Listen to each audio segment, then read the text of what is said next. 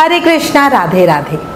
आज इस वीडियो में हम ज्येष्ठ मास के कृष्ण पक्ष की एकादशी तिथि, जिसे अपरा एकादशी कहते हैं, उसका महत्व, पूजा विधि और व्रत कथा जानेंगे। अपरा एकादशी को अचला एकादशी के नाम से भी जाना जाता है। धार्मिक मान्यताओं के अनुसार इस एकादशी से सभी प्रकार के कष्टों से मुक्ति और सुख सौभाग्य की प्राप्ति होती है। भगवान विष्णु के आशीर्वाद से व्रत करने वाले साधक का पारिवारिक जीवन सुखमय होता है। इस एकादशी को करने से धन की देवी लक्ष्मी प्रसन्न होती है और साधक को अपार धन से संपन्न बनाती है। इसलिए इस एकादशी को अपरा एकादशी कहते हैं। पद्म पुराण में बताया गया है कि इस एकादशी के व्रत से व्यक्ति के वर्तमान जीवन में चल रही आर्थिक परेशानियों से राहत मिलती है और अगले जन्म में व्यक्ति धनवान कुल में जन्म लेता है और अपार धन का उपभोग करता है। शास्त्रों में बताया गया है कि परनिंदा, झूठ, ठगी, छल जैसे पाप, जिनके कारण व्यक्ति को नरक में जाना पड़ता है, इस एकादशी के व्रत से इन पापों के प्रभाव में कमी आती है और व्यक्ति नरक की यातना भोगने से बच जाता है। मान्यताओं के अनुसार अपरा एकादशी का पुण्य अपार है। कहते हैं कि जो विधि पूर्वक अपरा एकादशी का व्रत करता है, उसके सभी कष्ट दूर हो जाते हैं और उसे सुख, समृद्धि और सौभाग्य की प्राप्ति होती है। पौराणिक मान्यताओं के अनुसार इस व्रत को करने से न सिर्फ भगवान विष्णु बल्कि माता लक्ष्मी भी प्रसन्न होती है और भक्त का घर धन धान्य से भर देती है। अब आपको पूजा विधि बताती हूँ। एकादशी से एक दिन पहले दशमी से ही व्रत के नियमों का पालन करें। पुराणों में एकादशी के व्रत के विषय में कहा गया है कि व्यक्ति को दशमी के दिन शाम में सूर्यास्त के बाद भोजन नहीं करना चाहिए और रात्रि में भगवान का ध्यान करते हुए जमीन पर सोना चाहिए। अपरा एकादशी के दिन ब्रह्म मुहूर्त में उठकर घर की साफ सफाई करके शौच क्रिया से निवृत्त होकर स्नान ध्यान करें। एकादशी की सुबह व्रत करने वाला व्यक्ति पवित्र जल से स्नान करने के बाद साफ कपड़े पहने।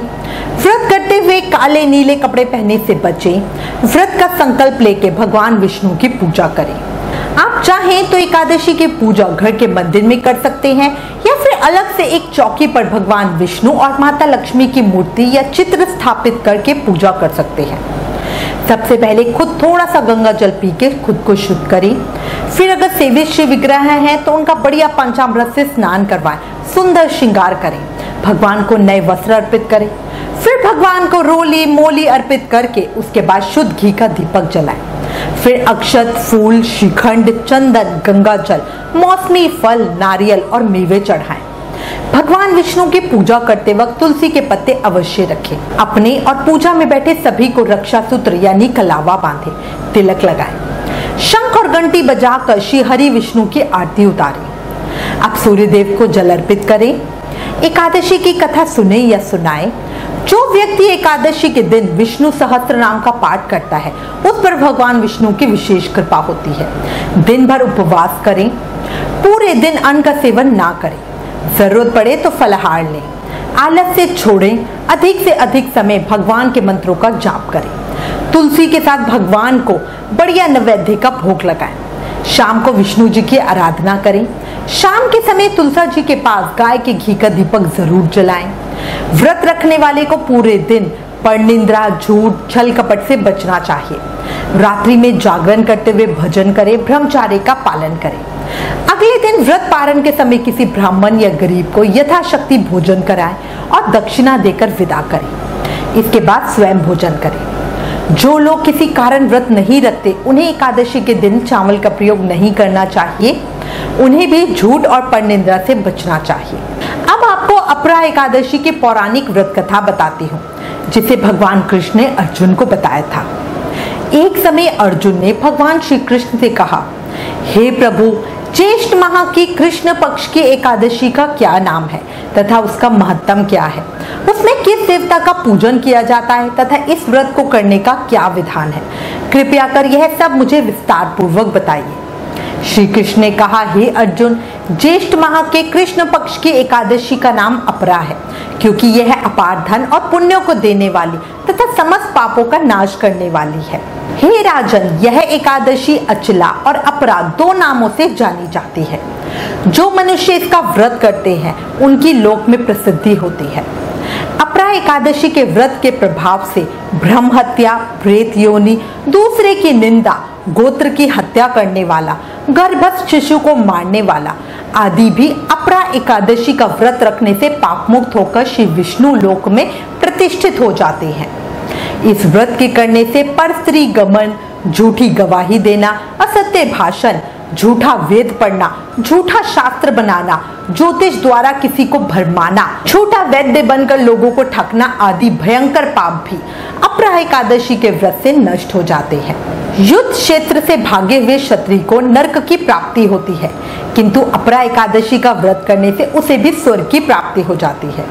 जो शिष्य गुरु से शिक्षा ग्रहण करते हैं फिर उनकी निंदा करते हैं, वे अवश्य ही नरक में जाते हैं, पर वे भी अपरा एकादशी का व्रत करने से उनके लिए भी स्वर्ग जाना संभव हो जाता है।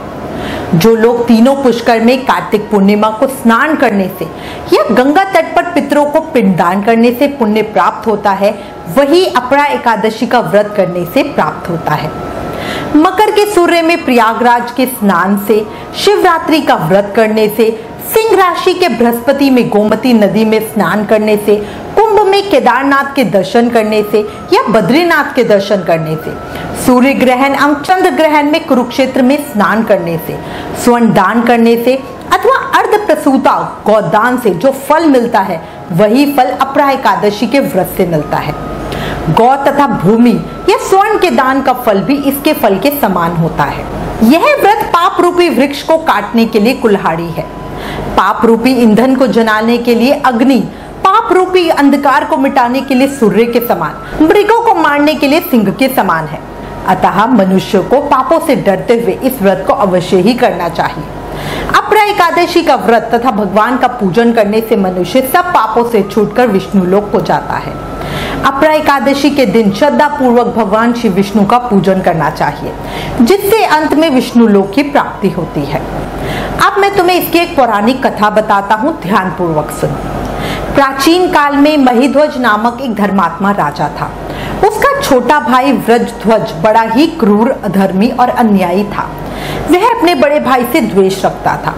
उस पापी ने एक दिन रात्रि में अपने बड़े भाई की हत्या करके उसकी देह को एक जंगली पीपल के नीचे गाड़ दिया।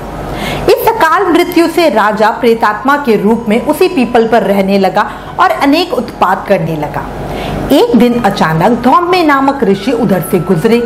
उन्होंने प्रेत को देखा और तपोबल से उसके अतीत को जान लिया। अपने तपोबल से प्रेत उत्पात का कारण समझा। ऋषि ने प्रसन्न होकर उस प्रेत को पीपल के पेड़ से नीचे उतारा तथा परलोक विद्या का उपदेश दिया। दयालु ऋषि ने राजा की प्रेत योनि से मुक्ति के लिए स्वयं ही अपरा एकादशी का व्रत किया और उस राजा को अगति से छुड़ाने के लिए एकादशी का पुण्य प्रेत को अर्पित कर दिया। इस पुण्य के प्रभाव से राजा की प्रेत योनि से मुक्ति हो गई। वह ऋषि को धन्यवाद देता हुआ दिव्य देह धारण कर पुष्पक विमान में बैठकर स्वर्ग को चला गया। हे राजन, यह अपरा एकादशी की कथा मैंने लोकहित के लिए कही है। इसे पढ़ने अथवा सुनने से मनुष्य सब पापों से छूट जाता है। अपरा एकादशी को उपवास करके भगवान वामन की पूजा से मनुष्य सब पापों से मुक्त हो जाता है। इसकी कथा सुनने और पढ़ने से सहस्त्र गोदान का फल मिलता है। एकादशी व्रत कथा समाप्त। अब आपको एक अन्य कथा भी बताती हूँ, जिससे आपको अपरा एकादशी के महत्व और शक्ति का बोध हो जाएगा। एक बार एक राजा ने अपने राज्य में एक बहुत ही बड़ा और मनमोहक बगीचा तैयार करवाया। इस बगीचे में इतने सुंदर, मनमोहक और सुगंधित फूल लगते थे कि देवता भी आकर्षित हुए बिना नहीं रह सकते थे।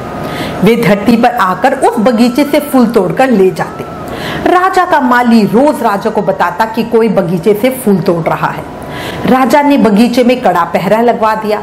अब जब भी देवगण धरती पर आते तो वायु ठंडी हो जाती, जिससे पहरेदारों को नींद आ जाती और फिर वो फूल ले जाते। इससे वो बगीचा वीराना सा होने लगा, जो राजा को बहुत परेशान करता और राजा हर समय इस परेशानी से निकलने का उपाय सोचता रहता। रोज पहरेदार भी बदलता, पर रोज सुबह फूल कम होते। एक समय राजा के दरबार में राजपुरोहित आए और राजा को परेशान देकर परेशानी का कारण पूछा। राजा ने सब बता दिया। राजपुरोहित ने अंदाजा लगाकर बोला, ये किसी दैवीय शक्ति का काम है, किसी इंसान की हिम्मत तो हो नहीं सकती। उन्होंने सुझाव दिया कि हम भगवान श्री हरि के चरणों में जो पुष्प अर्पित करते हैं उन्हें बगीचे के चारों ओर डाल देते हैं, देखते हैं शायद बात बन जाए। कोई और विकल्प तो था नहीं, इसलिए ऐसा ही किया गया। देवता और अप्सराएं नित्य की तरह आए, लेकिन दुर्भाग्य से एक अप्सरा का पैर भगवान विष्णु को अर्पित किए पुष्प पर रखा गया, जिससे उसके समस्त पुण्य समाप्त हो गए और वह अन्य साथियों के साथ उड़ान ना भर सकी। राजा उस अप्सरा को देखते ही सब भूल गया और मुग्ध हो गया। अप्सरा ने अपना अपराध कबूल करते हुए सारा वृतांत कह सुनाया और अपने किए पे पश्चाताप किया। तब राजा ने कहा कि हम आपकी किस प्रकार मदद कर सकते हैं। तब उसने कहा कि यदि आपकी प्रजा में कोई भी ज्येष्ठ कृष्ण एकादशी का उपवास रखकर उसका पुण्य मुझे दान कर दे तो मैं वापस लौट सकती हूँ। राजा ने प्रजा में घोषणा करवा दी। इनाम की रकम भी तय कर दी गई, लेकिन कोई भी उत्साहजनक प्रतिक्रिया नहीं मिली। राजा पुरस्कार की राशि बढ़ाते बढ़ाते आधा राज्य तक दान देने के लिए आ गया, लेकिन कोई सामने नहीं आया, क्योंकि उस समय तक किसी ने भी एकादशी व्रत के बारे में सुना ही नहीं था। ना राजा जानता था, ना पुरोहित। प्रजा में तो किसी के जानने का सवाल ही नहीं होता। परेशान अप्सरा ने चित्रगुप्त को याद किया।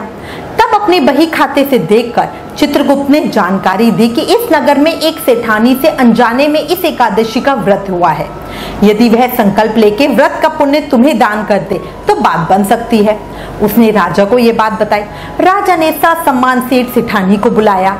पुरोहितों द्वारा संकल्प करवाकर सेठानी ने अपने व्रत का पुण्य उसे दान में दे दिया, जिससे अप्सरा राजा व प्रजा को धन्यवाद करती हुई स्वर्गलोक लौट गई। राजा ने भी अपने वादे के मुताबिक सेठ सेठानी को आधा राज्य दे दिया। राजा अब तक एकादशी के महत्व को समझ चुका था। उसने 8 से लेकर 80 साल तक राज परिवार सहित राज्य के सभी स्त्री पुरुषों के लिए वर्ष की प्रत्येक एकादशी का उपवास अनिवार्य कर दिया। इस तरह इस कथा से हमें इस एकादशी का महत्व पता चलता है। बोलो ओम श्री हरि विष्णु देवाय नमः।